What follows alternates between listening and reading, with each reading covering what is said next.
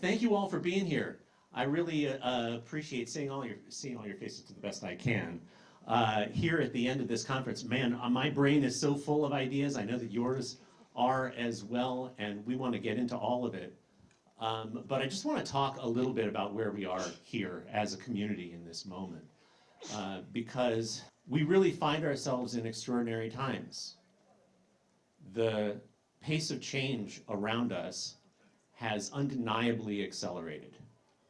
The technological change, the social and political change that's happening all around us has significant impact on us and the work that we do, specifically as designers, because of the work that we've been doing this whole time. So it's interesting to think about.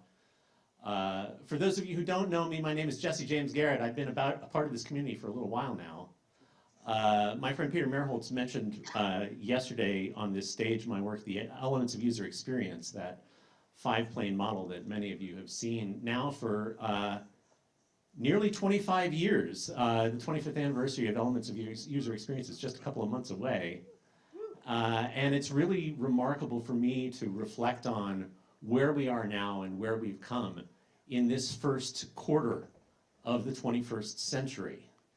And interesting to think about what progress we've made, what progress we've made, and what progress still has yet to be made, as we find ourselves newly challenged by shifting circumstances, shifting expectations of design, shifting expectations of business, shifting market and cultural realities that deeply inform and impact the work that we do, because as you've heard from many folks over the course of these last couple of days, this field really came about as an expression of empathy, as an expression of compassion toward others through the work that we do. And for us now to find ourselves in the position where the enemies of compassion find themselves ever more emboldened, it puts a different pressure on us. It asks something different of us in terms of what we uphold and what we advocate and what we create through our work.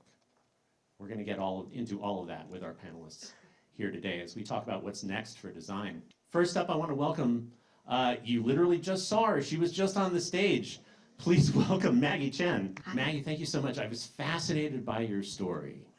And, you know, especially I think the perspective, and some of the questions touched on this as well, the perspective that you have that some of the folks in the room might not. And I get curious about what you've learned from your vantage point already on the sort of the product side of the fence, and what design leaders might not be able to see so well from their side of the fence that you might be able to offer them to help them get along better with their product partners.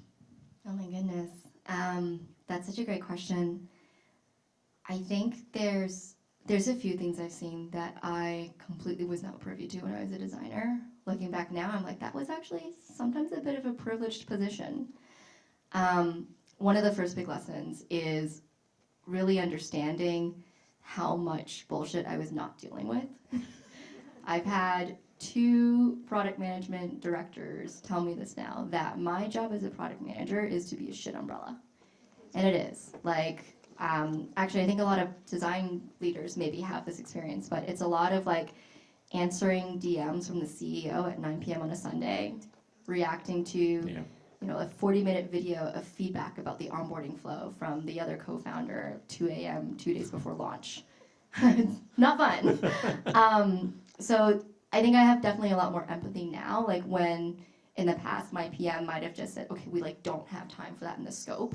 Now I understand why, because for a lot of these individuals, the deadlines really are sometimes life and death for them because of the amount of executive level expectation placed on that particular feature. The other aspect that I maybe didn't understand before is something that may at surface level appear to be short-term thinking. Like, why are you shipping this feature that just adds clutter to the interface that as a designer, I didn't hear any users I talked to say that they needed? Like, what is the point of that? But now in the product fence, there's always a longer term story behind each of these decisions. And so although that feature might not make sense from the lens of user research, it maybe makes sense in terms of opening up a new market demographic. So if you're trying to, say, unlock the Asia Pacific demographic at Ada, there's certain features that are really, really important to them. And even though we're building that feature now to score like a fairly small deal with one company in that demographic, the strategic potential of that is that, okay, well, that logo becomes social proof for the company.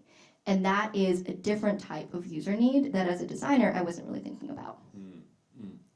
So now I'm going to flip that question around and ask, having spent some time on the product side, what do you notice about what they maybe miss about what design brings to the product development equation? You're making me feel schizophrenic right now. I've had this happen a couple times where I've had to talk to a designer and then take my hat off to talk to a PM, and it's a little bit disorienting. I think on the product management side, something that is still somewhat missing is applying systems thinking to the entire user journey.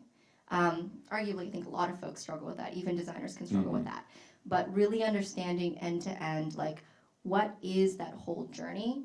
What convinces someone to really and truly adopt a product into their day-to-day workflow, thinking through, like, not just, oh, that's a cool feature idea, and it totally solves this pain point, but also, what are the switching costs for that user? What are the things that don't feel like they're obvious reasons to not adopt that habit that slow them down? I think some of the performance metrics from this morning are a great example. Like, those are not obvious features. Those are not things a user complains about. But if you think holistically about the user journey, having a slow loading sign-up page can be really damaging. And so I will complain to my PM friends about this. I'll be like, hey, like, some of the words that we use are not words our users use, and that's why they are not onboarding effectively. Like, come on, we got to think about this. What do you think gets in the way of better partnership between product and design? I think that a lot of the time,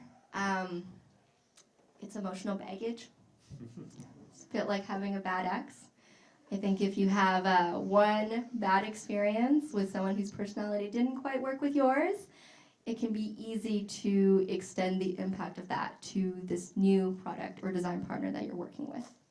I really liked the tool that Milena talked about, the user manual. I think that's something that we should be using with our cross-functional stakeholders as well. Like, let's get to the deep why of who you are, how you like to work, what are your fears, what are your passions, how can we get to know each other as humans? And beyond that, I also think every PM design partnership is different. And so understanding it's unique and trying to get to know them as a human, that's the best way to make that collaboration more effective. Yeah, so it really comes back to the individual relationship building and really knowing the person sitting across the table from you. All problems are people problems. Well, I have a feeling that our next panelist would agree with that, as Alison Gretz just spoke with us this morning a bit about the people problems of organizations and the ways in which designers are well suited to address them. Please welcome our next panelist, Alison Gretz. Thank you, Alison. Thank you for being here. So there was something in your talk that struck me, that it kind of, it's not that you didn't give it some time, but you didn't give it a lot of time, which is this notion that maybe design is not the right frame for the value that you deliver as a leader. And I'm curious about, if not design, what, basically, for folks here, if they're, as you are looking at an evolution of this value proposition and the promise of the change that this can create for organizations, I'm literally thinking well, if I don't go apply for a head of design job, what job should I be going after to create the kind of change that you're describing? That's such a good question, and I don't have the best answer, so no one come at me. But what I would start to do is pay attention to the titles of the future. What are the new trends going to be, and what are the skill sets that are actually being asked for underneath the title? So don't be afraid to look at any title that might interest you and look at how your skills are transferable, whether that's like Maggie has done with product, maybe it's strategy, maybe it's customer success, maybe it's AI strategy engineering-y stuff. Who knows?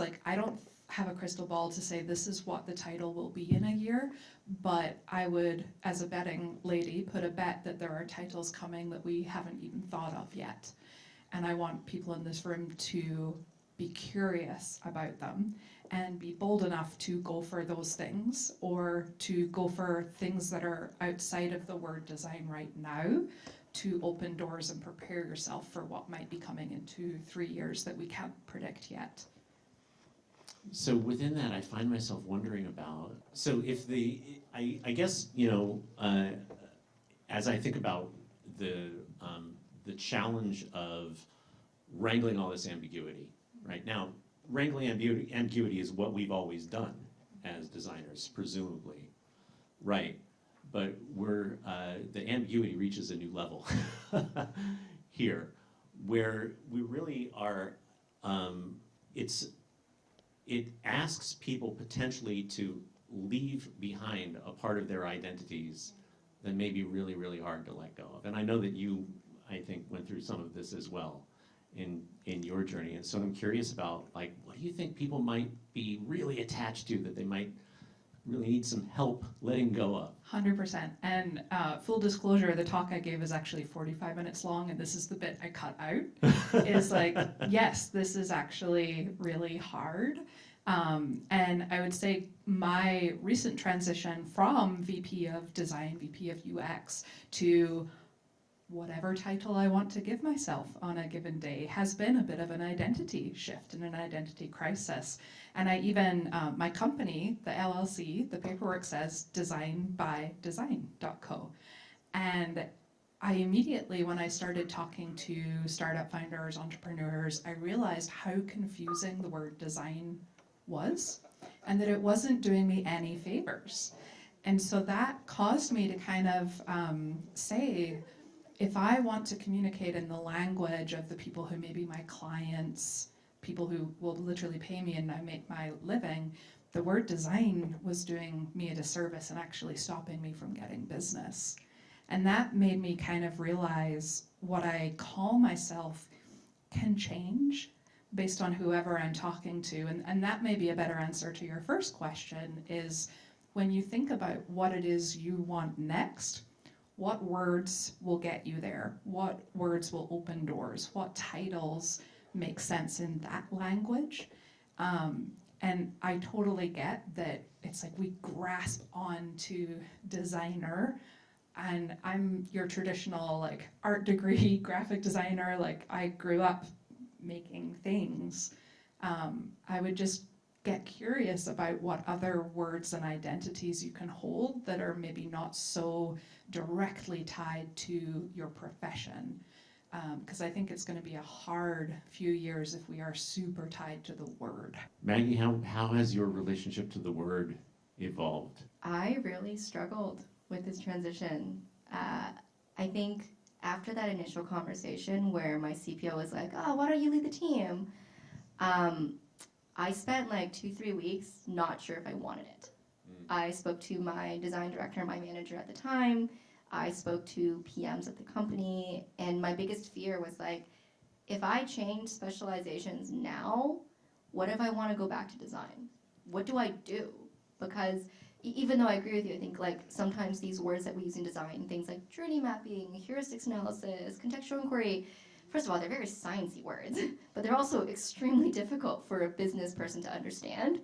But in spite of that, everyone has in their mind a concept of design. Everyone has a sense of like, oh, design is about quality, design is about the user, design is about not just building the thing, but knowing how to sell it to people and have them adopt it. So that's something I really struggled with, because I was like, okay, well, if I do this, then no one will think I'm a designer anymore. I'm gonna just never be a designer ever again. That is a terrifying idea. But I think like I've kind of had to go through that journey, and even now I joke that like I'm not really a PM. I'm like a designer that has all this power, and I'm secretly telling PMs to be more like designers. I think the deeper question is just, you gotta understand what you're optimizing for. Yeah. What did you feel like you were leaving behind by leaving the designer title behind? I felt like, in some ways, I felt like I was doing the craft a disservice. Like it actually felt a little bit like I was betraying design. Like I was letting go of my ability to say, oh, we need to be talking to users, we need to be observing them. But over the course of the past year, I've actually realized I've been able to make much bigger impact on that front than as a designer. Because now I can tell my engineers, this paper cut that you don't think is a big deal is a massive deal. And we need to make this element of the UI better. So is that simply just about power then? I mean, kind of go where the power is. Alison, I wonder about, you were talking about the potential to create organizational change at scale by, maybe, leaving all of the pixels behind and just focusing on the people. And I wonder about if we were to take up this mantle of cultural change makers. It'd be so cool. Let's do it. I hope we all have the courage to go try that out. Well, I think a lot of it is about like finding the permission, right? Finding the opportunity. Whose permission are we waiting for? I'd like to welcome our next panelist. No, Sorry. quite right. No, you're quite right.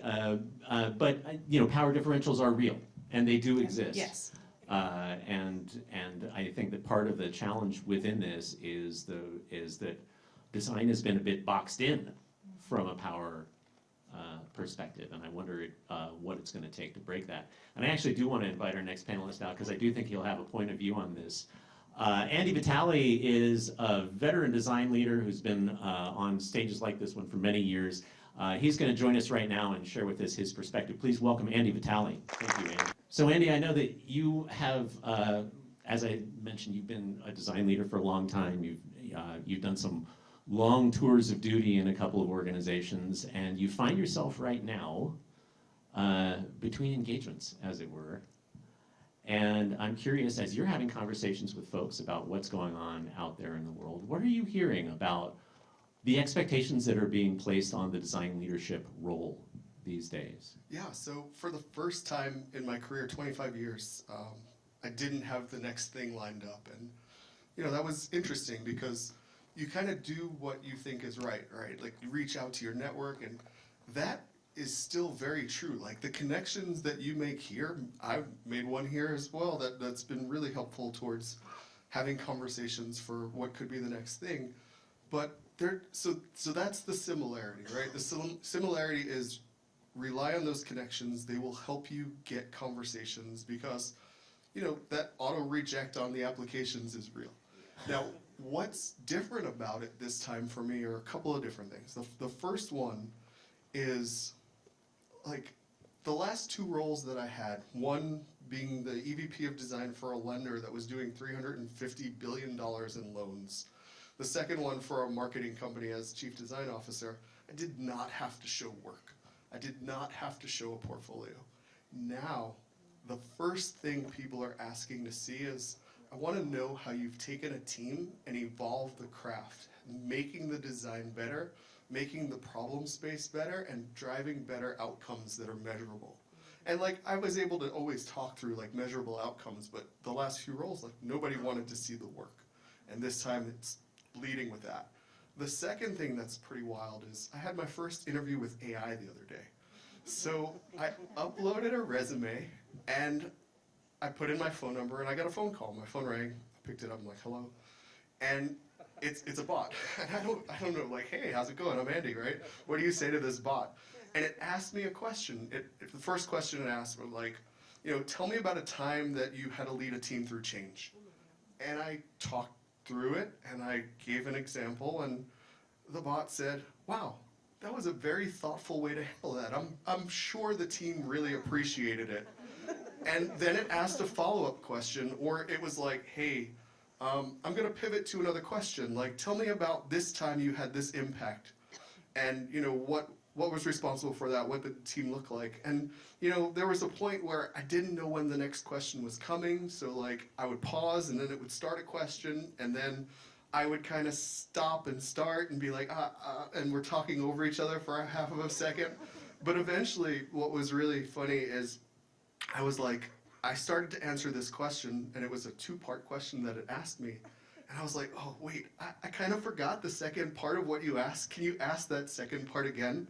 and it caught it, and it asked me the whole question again.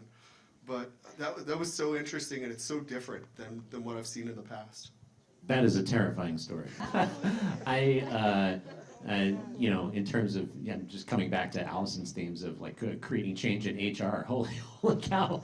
It's interesting to think about how all of these things are going to affect how any of us find a place for ourselves in the world anymore. I would immediately start to brainstorm with back to the title question, like what word, humanity integrator or something. Like, I think we're going to see the pendulum swing to actually needing to think about the human experience while also embracing all the new technology.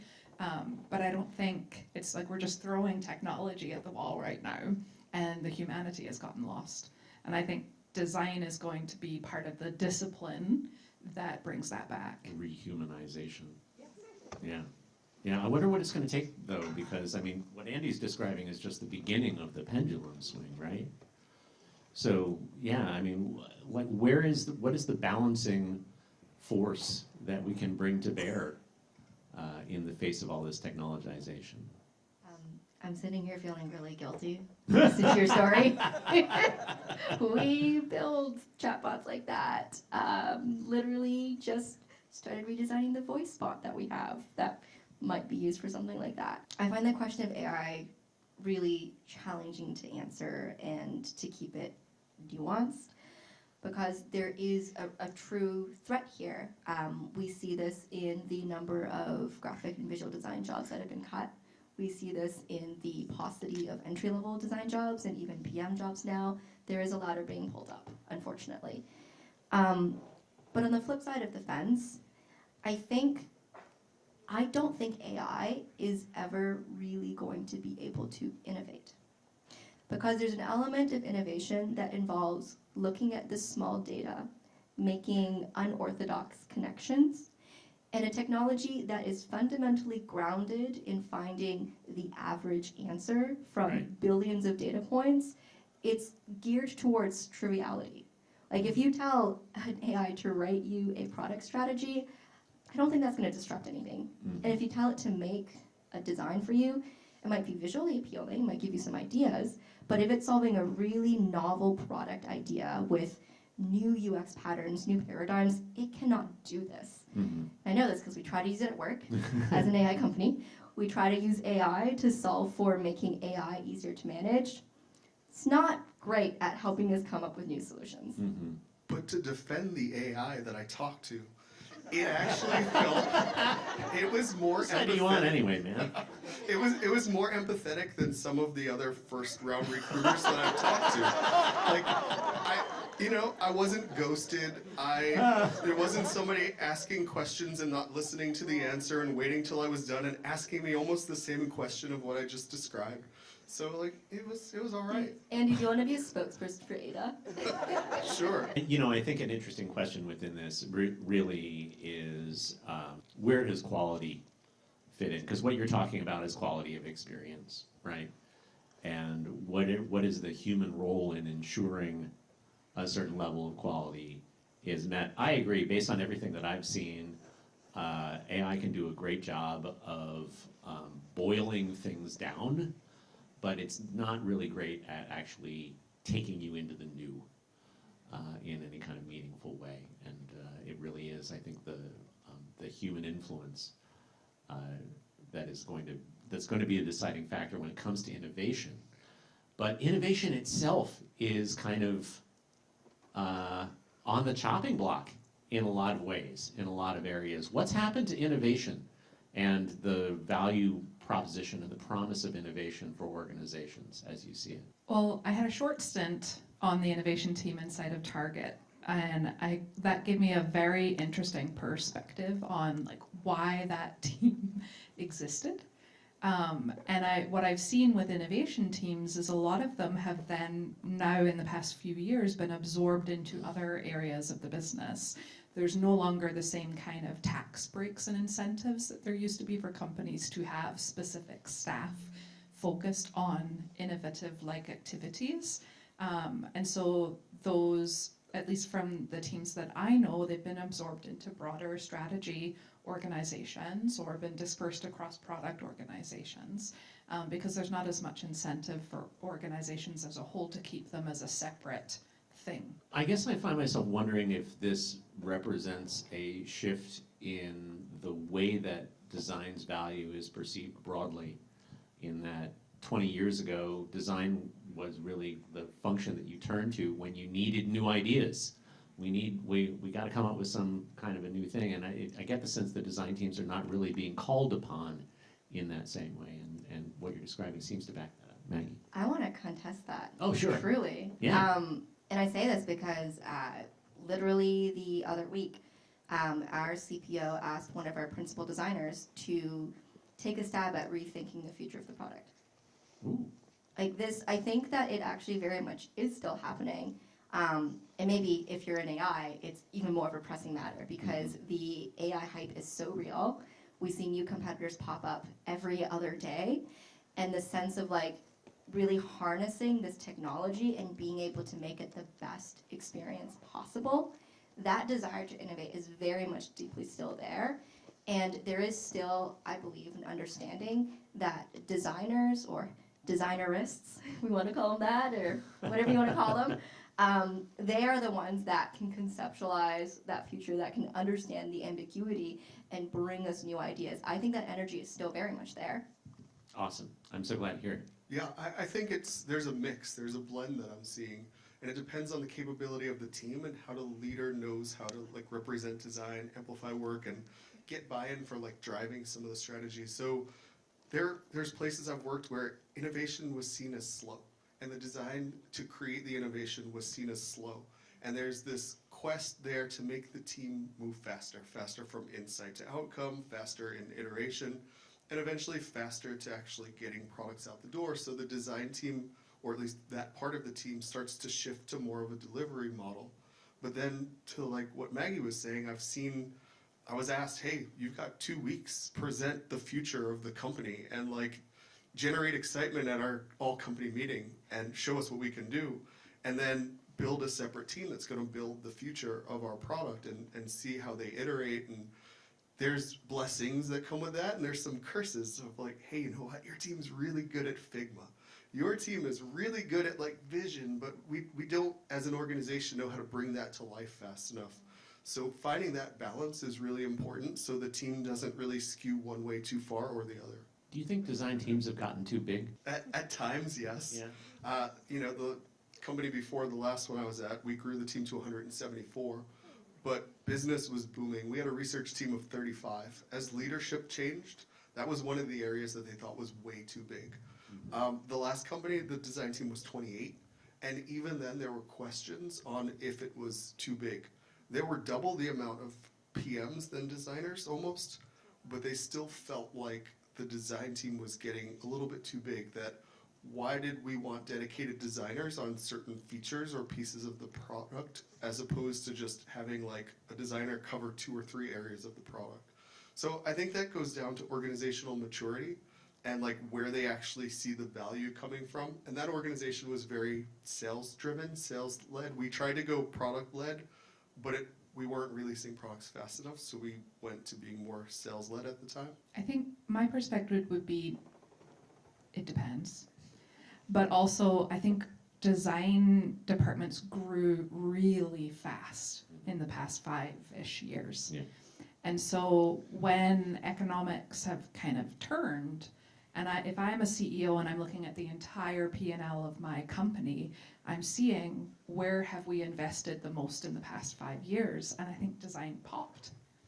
And so for me, it's not a question of too big or too small, but more sustainable and appropriate growth to keep up with the right problems to be solved. I think it really depends on what industry your company's in and what stage of maturity you're at. Ada is still a startup. We have 270 people in total, and our design department size has actually stayed fairly consistent from 2019, 2020 through the bubble popping till now. In fact, actually right now, we are hearing complaints from my PMs around wishing that they had one designer for each PM. And there's a demand for us, because we're in an AI space, because we're a startup, because we kind of have to innovate or die at this moment in time. Design is highly valued, and there's the sense of like designers need the headspace to focus on that specific persona, that specific problem area, and really drive innovation. I think we're seeing a lot of design desire in the 0 to 1, right? That's where it's more open to, hey, let's throw another designer at this. Let's try to get this product out faster. Let's solve this problem a different way. I think when you get to covering a product that's been around for quite a while, even in some enterprise tools that I worked in finance or in healthcare, it's kind of like that product just needs someone to keep the lights on for a little bit, and you don't need a team that big to do that. Well, it's an interesting thing too, because for a lot of design leaders, I think they index their power according to the size of their team. And if you've been at the same company for 5 years and you took the team from 8 people to 12 people to 25 people to 40 people or whatever it was, or 270 people or 1,000 people, there's this sense that I must be doing something right because they keep giving me more headcount. And it's interesting to think that it may be on the leader to identify the moment when the organization's needs have evolved beyond that, beyond the scale of team that they've actually built. And then what do you do?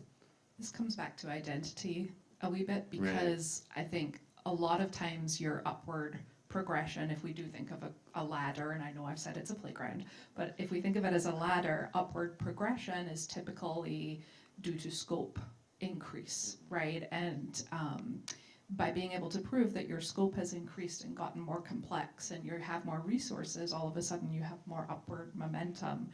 And I think it is a little bit of ego, and we need to check ourselves, myself included, that sometimes growth in a year or two could mean you have to lay those people off if it wasn't thoughtful in the long term.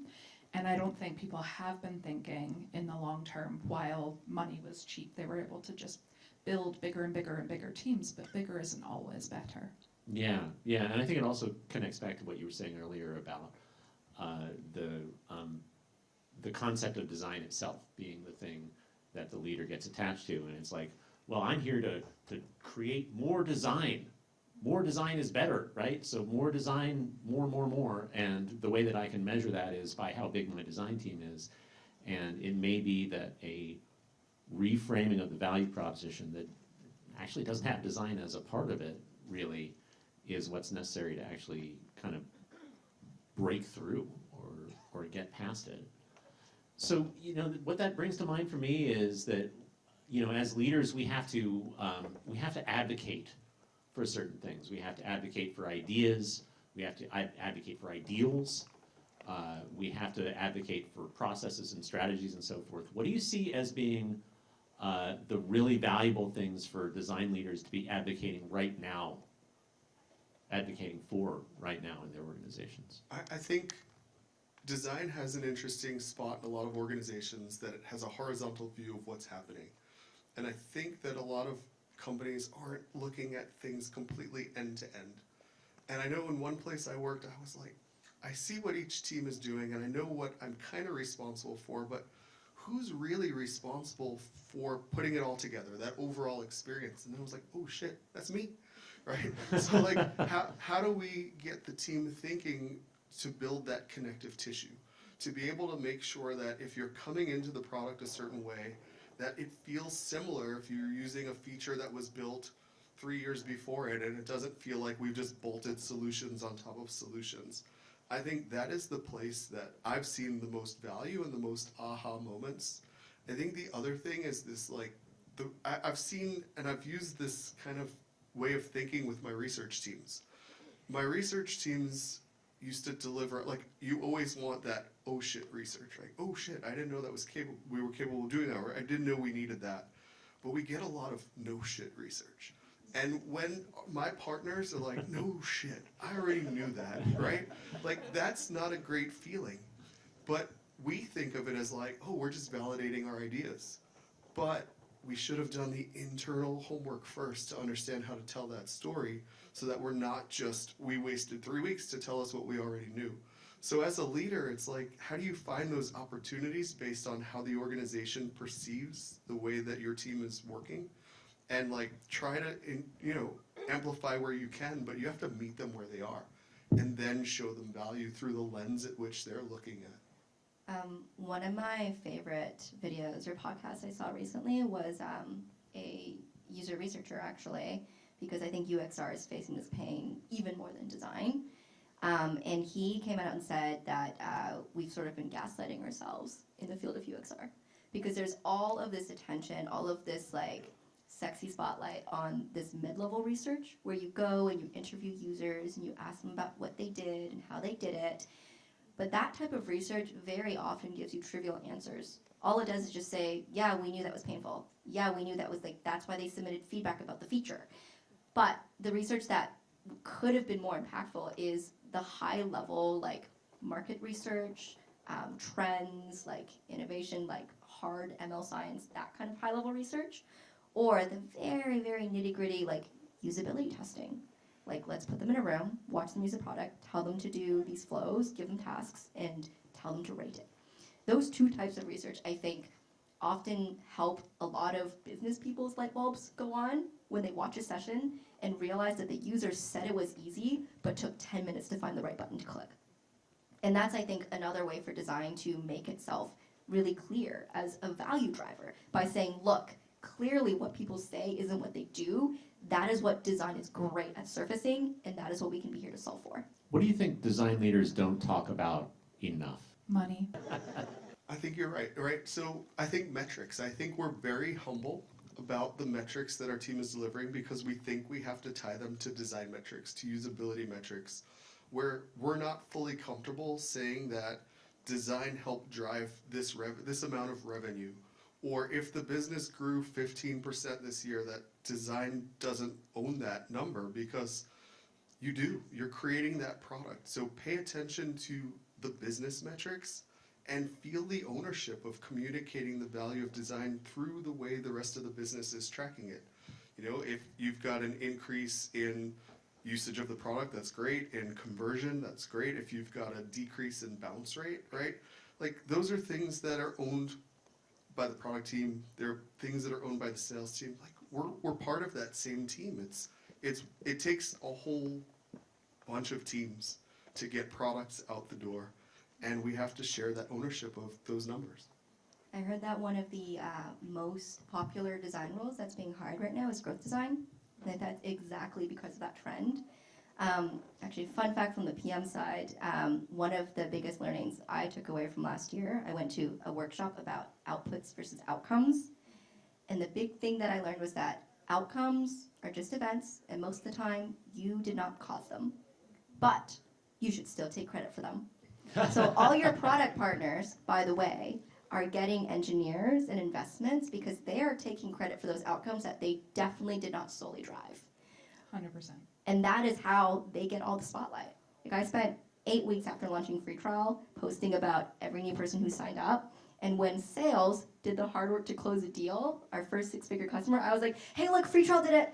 Look at me, I'm a PM, and we did it. And how do you sleep at night? No, but you made me think of something, Jesse, and it kind of ties a few things together that I think one of the things we can bring forth is the bigger picture and taking a pause to think about what are we actually hearing from users. But then I also think with the sort of metrics and money side of things, I want us to be thinking about businesses and how the systems of the business all tie together. So whether you're playing with tools like business model canvases and you're thinking about supply chain and operations and customer success, be thinking about the bigger picture that your department might sit within, because we can make the intangible tangible. And I think that's an amazing skill to be bringing forward to just help everybody navigate whatever the next few years look like. That's why Rebecca's service design map was so popular at Airbnb, because it made everyone suddenly aware of how everything fits together. She unclogged the machine for them. I love that. So I find myself wondering about, on the personal level for leaders individually, it's a really challenging time. They're under a lot of changing pressures. They've got their teams looking to them with their own expectations that are maybe completely different from the expectations that are being placed upon them by the folks around them. Some of them are asking themselves the question of, how do I sleep at night with the decisions that I have to make here, right? And the question comes up, like, what do you anchor to that provides a sense of meaning and a sense of purpose when everything can be changed all around you on some executive whim, and the ideas that you have advocated for are maybe not turning out to be broadly shared cultural values in the way that you thought? How do you find meaning and purpose in your work as a design leader? Yeah, I start with values, right? What are your personal values and how are you bringing them to your workplace and your team? How are you leaving everything a little bit better than when you found it? And there's a great Maya Angelou quote where people won't remember what you did, they'll remember how you made them feel. And I think we need to be ready for volatility.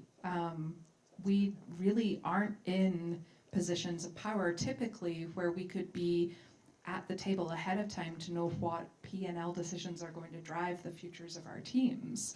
So we have to kind of root in what we can control and what we can have consistent, and a lot of the time that's how we show up for ourselves and those around us. I think of it, I call it like being a lighthouse leader. Like, how do you manage to take care of yourself so that you can show up with that consistency for the teams that you are leading? But it has to start within. So monitor your own well-being and your stress so that you can show up as some form of consistency for the humans around you right now. So I think for me, it's twofold. It's one, what outcomes did we kind of start to drive? We know things pivot, and what transparency can I provide to the team so that they're prepared for the pivots, that it doesn't feel like a surprise. But the other part is the team getting to do work that they're proud of? Am I creating a space that I'm allowing that team to feel like they're doing their best work? Even if their best work isn't what goes live, if 60% of it goes live, are they feeling like they had the opportunity to stretch? And I look at the team that I build or work with as much as part of my portfolio as the work that comes out of it. Can I create a space where people can really like advance their career, get better at what they're doing, so that they can go on and grow in their career and, like, I don't know, in a couple of years lead a team and build a team and like really set those individuals up for success? That to me is the most rewarding part. I don't manage anyone, but I can answer this from the perspective of, like, I do have engineers that I have to oversee. You have your and people. Oftentimes it is challenging when you see a very public piece of negative feedback from leadership about something we had just shipped, which has happened many times. Or when we have the roadmap that we'd all been so excited about get completely shifted underneath our ground. Or most recently, we actually just had our team mandate changed. But I think it comes down to two things. It comes down to the people, and it comes down to the narrative. I think sitting where you are as design leaders, you do have that holistic point of view. You understand how the business connects to design, connects to the people that are on your team. And so it's a matter of pulling that narrative forward and helping your team be right with you to understand why things shifted and how they can continue to contribute. And on the people side, to everything Andy said, I think you gotta love your people, quoting the talk from earlier today. And understand too that your identity and also your team's identities is not your jobs. Like, at the end of the day, the place that you work at is not gonna be at your funeral. We're not in that kind of an era anymore. So having a boundary between your work life and your personal life, and help people understand that your job is just a vehicle. It's a way for you to make money. It's a way for you to learn certain skills, get curious about your passions. But your job is not you. That can be so important to help people survive these kinds of changes. I love that. Thank you. We've just got a few minutes left, and so now I'm going to put somebody on the spot. If you are holding a microphone and you're not on the stage, make yourself known to me, and I will ask you to run among the aisles and catch a question here or there if we have them. Questions for our panelists? I can't, there's our microphone runners down here. I see a hand right there. If you're way back in the back, you might need to stand up. We've got another one down here. We'll start here. Thank you. Thank you. My name is Ben. I work at Blink UX, and I think you guys have answered this in some way, but I just want to ask it again a little bit more explicitly. Yesterday, really great content around the role of design and how design leaders can support designers. Love that. And this tension between strategy and craft, which I really enjoyed, the conflicting topics there. And then today, a lot of great stuff around, stuff that you touched on specifically, Maggie, around like how can we sort of collaborate better with our peers in PM or engineering or sales or anything like that. So this is more of a question around managing up. Like what, if we were at the business leader C-level leadership summit, what are the conversations that they're having about us? Like what do they want out of design leaders? And is it the same as the things that we're talking about, or are they talking about different things? Yeah, so the question is, what do business leaders, C-level folks, what do they want out of design leaders today? Thank you. For sure, they want to know what we're doing, right? I've got this What investment. are you doing with that investment? Right. I've invested this money in this team. Like, I want to see what they're doing. I want to feel part of what they're doing, right? So how do you create a way for that to happen? And sometimes it's as easy as if you're sitting in the room with them all the time, like showing the work of the team to do it. Other times it's like, how do you create another opportunity to showcase that work?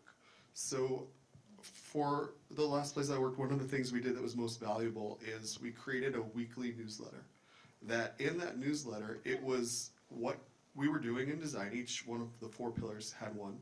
It was a quick description, a link to the Jira ticket, and a link to the Figma file. And we sent it to the executive team, we sent it to a lot of people in sales, marketing, and all of product design and engineering, so that people could see it, they can react to it, they can leave comments for us, they can tell us what we got wrong early on or what they think is wrong from our perspective. That visibility really helped people understand like what that investment that they made was doing and where that money was going. I don't think they're talking about design at all. And I feel like I'm making some frenemies here, but I think they're talking about their customers. I think they're talking about threats to their business, opportunities to their business. If it's shareholders, they're talking about the next investor call. If it's investors, they're talking about promises that they've made. They're trying to solve these bigger problems. And depending on the highest titled person that design eventually reports up into, that they might be talking about that. And so that's where I would look for the language and the words of your organization and start to think, I think the newsletter is a great example. How can you be of service in helping them solve the problems that they are talking about? And they most likely aren't using the word design or talking about the design team, but they sure as hell are talking about problems that we care about. I love that. I think in the roundtables earlier today, I remember someone mentioned that they don't use the word roadmap with some of their business clients.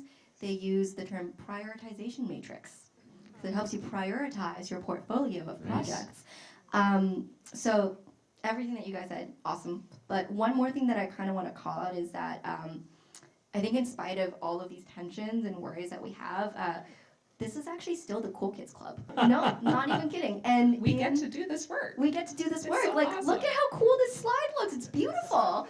And I think that feeling goes up all the way to the C-suite level. There is still this aura of mystique about design, and that's why they want to know what we're doing. They want to understand.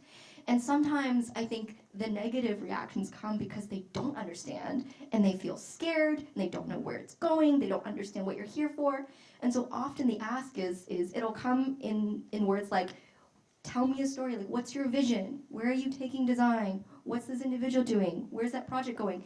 But it's all coming from a place of deeply wanting to understand what design's role is and being able to understand how that connects to the language and the problems they do know. All right, I think we have time for one more question. I see this guy right here.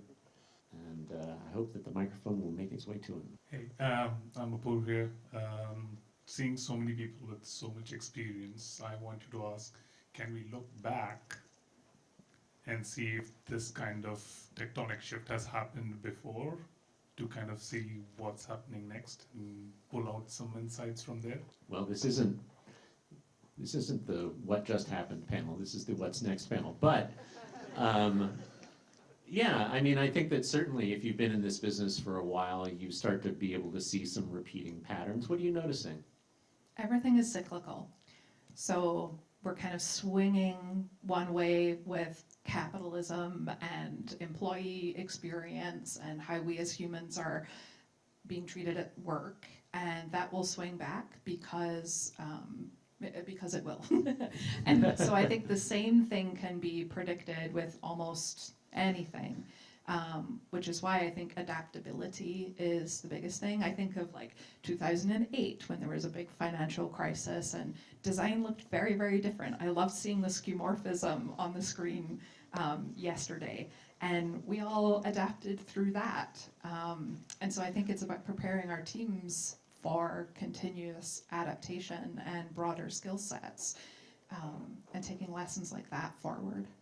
Yeah, even in 2000, like .com, the bubble burst, and what it looked like then, where design was more of a function of marketing in those earlier days and more of an exploration and play space, and then started to adapt itself. I think we've also seen different emerging technologies come into play and kind of shift the balance in where the funding goes and what's important. And we're starting to see that with AI, where we realize that AI is doing a lot of coding work, but organizations think of AI as something that the technology team, the engineering team can implement, because so we're going to put all of our money into this thing right now. And I think we'll learn really quickly that we need a human component to it. We need to make sure that it's not causing harm, that we can talk about that for days.